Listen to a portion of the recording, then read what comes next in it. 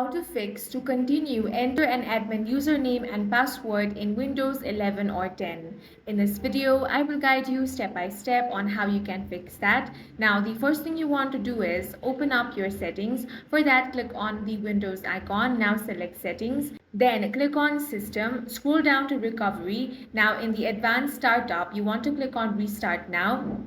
Now when the PC restarts, you want to click on Troubleshoot, go to Advanced option and click on Startup Settings. From here, click on Restart Now. You need to press either function key 4 or number 4 to enter the safe mode of Windows. Now open the Run dialog box. Then you simply want to type NETPLWIZ and click on OK. Now click on Yes. From here, select your user account and go to its properties. Then click on Group Membership. Now select Administrator. Click on Apply and OK. Now restart your Windows and that's it. After restart, you won't get this error anymore, and that's all for this video. If you found it useful, make sure to hit the like button and subscribe for more videos like this.